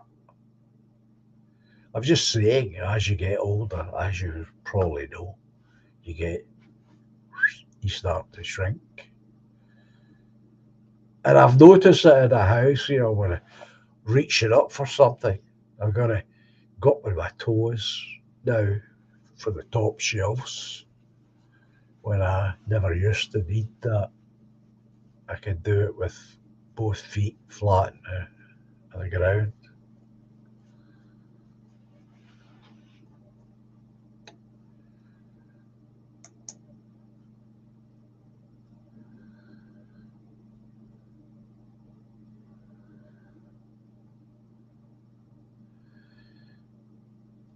Good evening or evening. The Earl of Steer. Stradra. Oh yeah. Thanks, Treble M, reminding me of the time.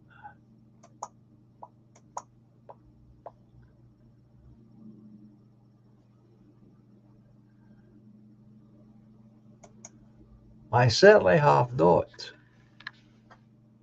Knobhead. Sounds like an insult.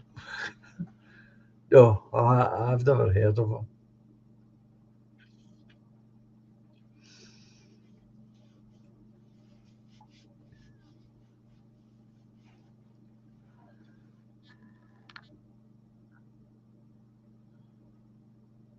Well, you've heard of him, Richard.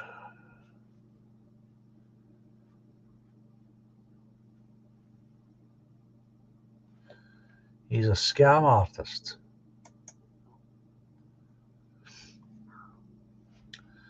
No, I've never heard the name, to be honest.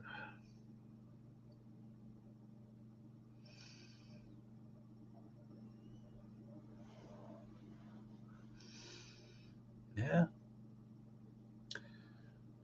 Well, thanks for the information. It's always good to know these things. Store it in the back of the old head. Well, look, folks,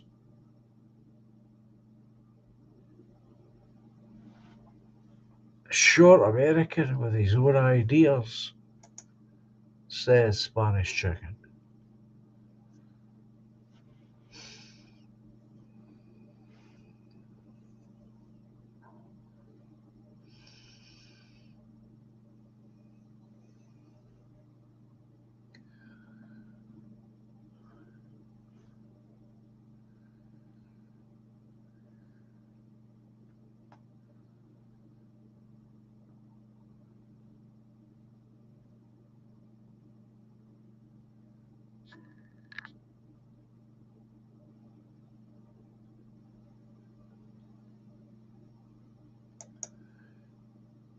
I think that's a recommendation, folks.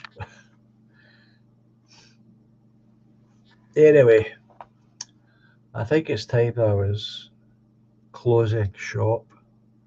And I want to thank all these new folk for coming over to the channel and giving it a chance. I hope you come back. Please subscribe,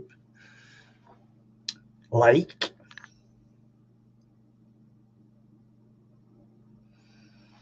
It's another name I don't know.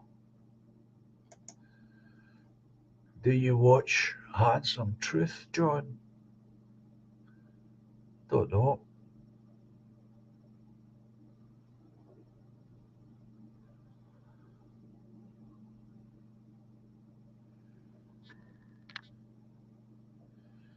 Good evening, Robert. Goodbye, Robert.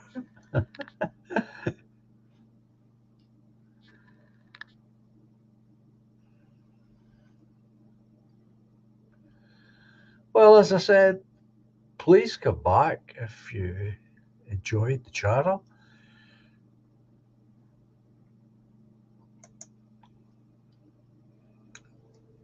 People here are very good, very engaging. I've only got one rule about language. Everybody knows that rule who is regular here.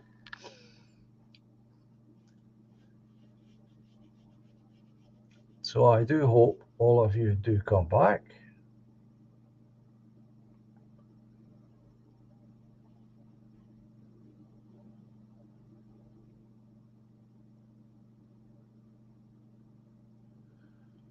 Well, that's good. I appreciate that, Richard. Yeah, I always forget how many of you use these telephones.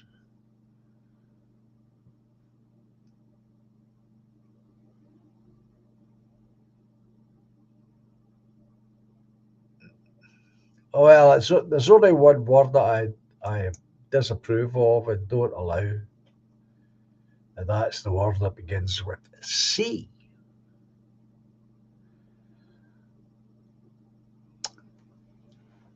That's it. So, folks, a headset. uh,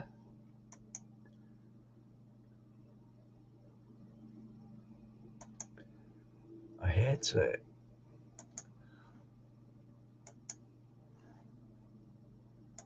No, I haven't, to be honest. I don't. I have to wear these earbuds when I have people on, of course. Uh, but I don't care for it. I'd rather I did.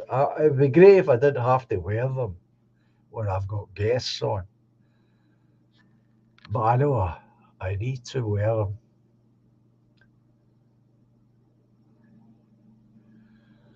And I'm stuck with that. And I like having people on as guests.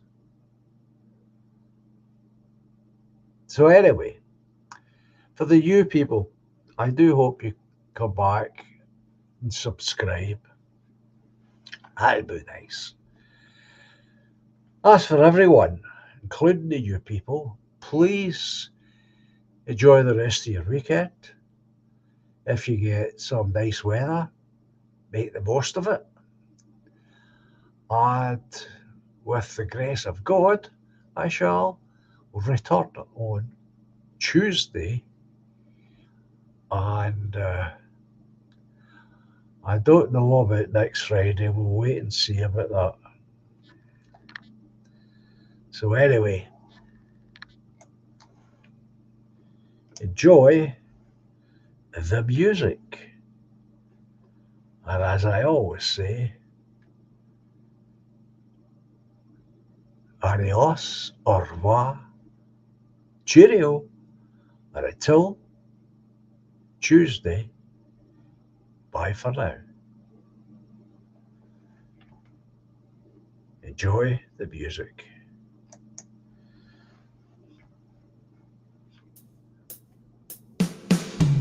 Silently the snow falls, paints a winter scene, swiftly spreads the dark rim,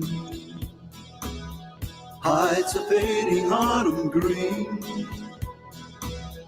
Moonbeams brush the dark wood, conjure friendships dear to me. Lightly now the breeze flows, disturbing more than just the leaves.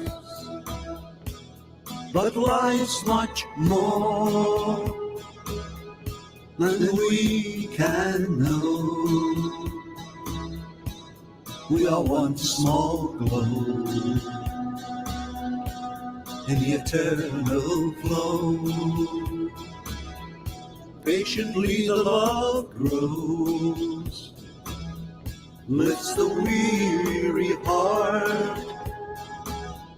Gently now she holds me, melts two worlds once apart. Moonbeams brush the dark wood, usher dreams of you and me.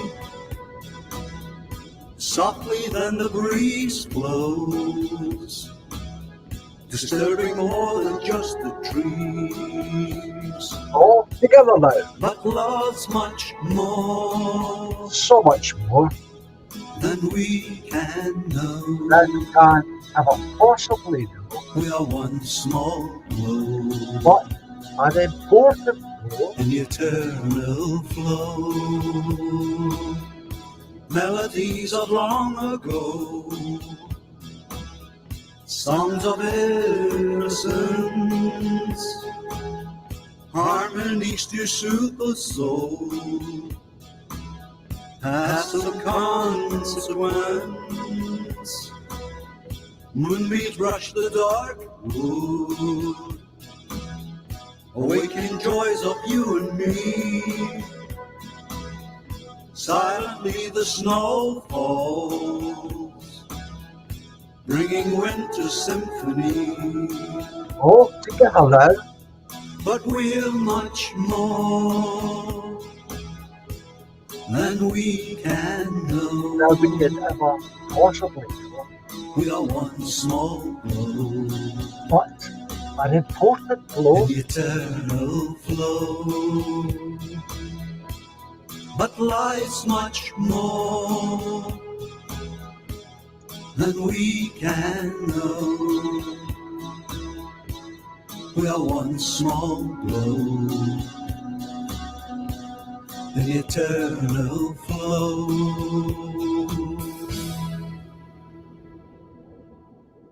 Okay, folks, you take care. I will speak again soon. Bye just now.